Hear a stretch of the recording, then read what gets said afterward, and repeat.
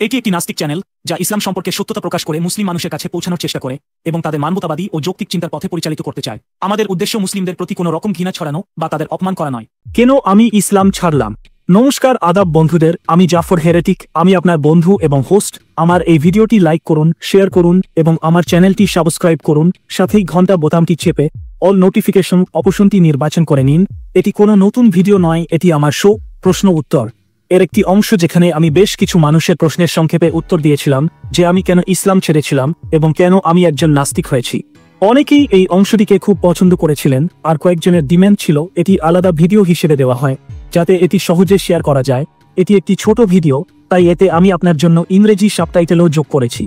বেশ কিছু মানুষ আমাকে প্যাট্রিয়নের একটি অ্যাকাউন্ট খুলতে বলেছিলেন, যা আমি খুলেছি এবং আমার চ্যানেলের অ্যাবাউট সেকশনে যোগ করেছি। ভিডিওটির কমেন্ট সেকশনেও এটি পাবেন। তাহলে আসুন শুরু করা যাক। আমি একটি আধুনিক মুসলিম পরিবার থেকে এসেছি এবং ইসলাম খুব বেশি মানতাম না, তবে সৃষ্টিকর্তার উপর বিশ্বাস ছিল। আমার বাবা মা ছাড়াও বাড়িতে আরও 2 ভাই বোন ছিল। তারা শৈশব থেকেই নিরপেক্ষ ছিল, কিন্তু ছোটবেলায় আমি নামাজ পড়তাম এবং রোজাও রাখতাম। কিন্তু বয়স বাড়ার সাথে সাথে আমি ভাবতে শুরু করলাম, যদি আল্লাহ বাবা মায়ের মতো হন, তাহলে আমাদের কেন না খেয়ে থাকতে বলেন এবং কেন এই ধরনের শাস্তির মতো অনুশীলন করান। তারপর আমি এই প্র্যাকটিসগুলি বাদ দিই, তবে তখনও আল্লাহ আমার জীবনে ছিলেন। আমি 18 বছরেরও কম বয়সে একটি ছোট কাজ শুরু করি। সেখানকার মুসলিম সহকর্মীরা আমাকে বোঝানোর চেষ্টা করেছিলেন যে রোজা প্রতিটি মুসলমানের জন্য ফরজ, কিন্তু আমি তা মানিনি। আমি ভেবে নিয়েছিলাম যে আল্লাহ, যিনি আমাদের সৃষ্টি করেছেন, তিনি নিশ্চয়ই খুব বুদ্ধিমান হবেন, তিনি কেন এমন কোনো অনর্থক প্র্যাকটিস করাবে। তবে তখনও আমি কোরআন বা হাদিস অর্থসহ পড়িনি। মাঝে মাঝে ইসলামের প্রশংসাসূচক পোস্টও শেয়ার করতাম। যেসব মানুষ মুহাম্মদ সম্পর্কে আপত্তিকর কথা বলতো, তাদের আমি ব্লক করতাম। আমি ভাবতাম তারা ঘৃণা ছড়াচ্ছে। এটা কিভাবে সম্ভব যে এত বড় একটি ধর্মের প্রতিষ্ঠাতা এমন কিছু করবেন যেমন তারা বলে? আমার মনে অনেক প্রশ্ন ছিল, কারণ আমি স্কুলে বিজ্ঞানের পড়াশোনা করেছিলাম, কিন্তু কোনো ইসলামিক স্কলারের সঙ্গে আলোচনা করতে ভালো লাগতো না। তাদের এমন আচরণ, যেখানে আল্লাহ এবং তার রাসূলের বিষয়ে প্রশ্ন করার কোনো সুযোগ নেই, এটা আমার খুব খারাপ লাগতো। ইসলাম নিয়ে কথা বলা সব স্কলার, তাদের আমি অদ্য বলে মনে করতাম। আমি অপেক্ষা করছিলাম এমন একজনের জন্য, যিনি বিজ্ঞান এবং ইসলামকে একসঙ্গে উপস্থাপন করতে পারবেন। আমি তখনই ইসলাম ছেড়ে দিতাম। কিন্তু তারপর আমি ডক্টর জাকির নায়েকের অনুষ্ঠান দেখলাম। একজন মেডিকেল ডাক্তার ভালো লাগলো, এমন কেউ আছেন যিনি ইসলামের সঠিক অর্থ পৃথিবীর সামনে আনতে পারেন। জাকির নায়েকের বিজ্ঞানসম্মত যুক্তি আমার কাছে ঠিক থেকেছিল, তাই আমি ইসলামের সমর্থক হয়ে গিয়েছিলাম, শান্তিপূর্ণ ইসলাম। কিন্তু এই মিথ্যা বেশিদিন স্থায়ী হলো না।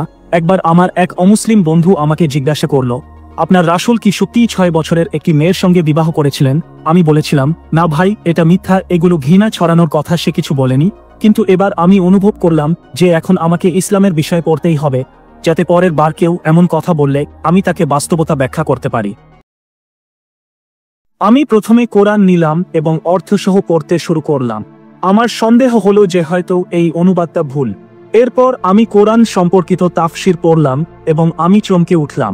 তারপর বাকি হাদিসগুলো পড়লাম, আয়েশার ঘটনা, দাসী এবং মহিলাদের সম্পর্কে, 72 হুর, 3 তালাক এবং হালালার মতো বিষয়গুলো। আমি মনে করতাম এসব হয়তো কোনো স্কলার বলে দিয়েছেন এবং ভুল ব্যাখ্যা করা হয়েছে, কিন্তু এগুলো সব কোরআনের অংশ ছিল। আর বিজ্ঞান তো সম্পূর্ণভাবে ধ্বংস হয়ে গিয়েছিল। আমি খুব ডিপ্রেসড হয়ে পড়েছিলাম যে এটাই কি ইসলাম? এরপর আমি এসব বিষয়ে বড় বড় ওলামাদের জাস্টিফিকেশন দেখেছি, কিন্তু আমি সন্তুষ্ট ছিলাম না। যতই তাদের যুক্তি শুনতাম, ততই ইসলামের প্রতি আমার ঘৃণা বেড়ে যেত। এরপর আমার মনে যে কথা চেপেছিল সেগুলো বাইরে আসতে শুরু করলো। কেন এত ধর্ম আছে এবং কেন প্রত্যেকে নিজের ধর্মকে সত্য মনে করে? আমি কসমোলজি পড়লাম, যা স্কুলে কখনো পড়িনি। পদার্থবিদ্যা, রসায়ন, জীববিজ্ঞান সবই পড়লাম। এসব পড়ার পর আমার আল্লাহ আমার থেকে দূরে সরে গেলেন। আমি লক্ষ্য করলাম সর্বত্রই জোর করে কোরআনের আজগুবি আয়াতগুলোকে বিজ্ঞানের বিভিন্ন শাখার সাথে সংযুক্ত করার প্রয়াস চলছিল। আমি এক্স মুসলিমদের কথা শুনলাম এবং তাদের প্রদত্ত রেফারেন্সগুলো যাচাই করলাম। তারা যা বলেছিল তা সত্যিই ছিল। এরপর আমি ইসলামের গভীরে পড়াশোনা করলাম এবং বুঝতে পারলাম পুরো খেলাটি কি। এটি আসলে একটি ব্যবসা, যা টিকিয়ে রাখার জন্য কিছু লোক কাজ করে চলেছে। সত্য বলার জন্য তারা লোকজনের প্রাণও কেড়ে নেয় এবং তা করাও হয় এই সিস্টেমের মাধ্যমে। এরপর আমার সামনে 2টি পথ ছিল। এক, এই সত্যটি নিজের মধ্যে রাখি এবং নিজের জীবন শান্তিতে কাটিয়ে দিই। আরেকটি পথ ছিল এই মিথ্যার বিরুদ্ধে আওয়াজ তুলি। আওয়াজ তোলাই আমাকে মানবতার কাজ বলে মনে হলো। কিন্তু আমি বুঝতে পারছিলাম না যে এটি কিভাবে সম্ভব। এরপর আমি দেখলাম সোশ্যাল মিডিয়ার মাধ্যমে মানুষ ইতিমধ্যেই এটি করছে। তখন আমি তাদের সাথে যোগ দিলাম এই মিথ্যার বিরুদ্ধে লড়াই করতে। এখন এই লড়াই আমি শুরু করেছি, কিন্তু একা আমি এই লড়াইয়ে জিততে পারবো না।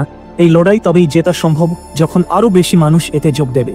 কারণ যাদের বিরুদ্ধে লড়াই তারা শারীরিক এবং মানসিক শক্তিতে আমাদের চেয়ে কোনো অংশে কম নয়। তাদের কাছে আছে কমান্ডার, যাদের কথায় এত জোর যে সহজেই তারা মানুষকে তাদের ফাঁদে ফেলতে পারে। তাদের কাছে আছে মানুষের ভিত। তাদের কমান্ডাররা একটি ইশারায় যে কোনো শক্তিকে ধ্বংস করে দিতে সক্ষম। তাদের কাছে টাকা আছে, অস্ত্র আছে, শক্তি আছে, এবং সবচেয়ে বড় বিষয় হলো তাদের পাশে মিথ্যা সৃষ্টিকর্তা রয়েছে। অন্যদিকে আমাদের পাশে শুধুমাত্র সত্য এবং মানবতা। মনে রাখবেন, এই লড়াই একটি ধারণার বিরুদ্ধে, একটি আদর্শের বিরুদ্ধে যা মানবতার পরিপন্থী। এটি মনে রাখাও গুরুত্বপূর্ণ যে যদি লড়াই মানুষের সঙ্গে হয় তাহলে তাদের মেরে লড়াই জেতা যেতে পারে, কিন্তু যদি লড়াই কোনো ধারণার সঙ্গে হয় তাহলে তা জেতা অনেক কঠিন। জয় সবসময় সত্যের হয়, আর যদি সত্য জয়ী না হয় তাহলে বুঝতে হবে লড়াই এখনো শেষ হয়নি। সুতরাং আসুন আমার সঙ্গে দাঁড়ান এবং আপনার আগামী প্রজন্মকে একটি উজ্জ্বল ভবিষ্যৎ দিন।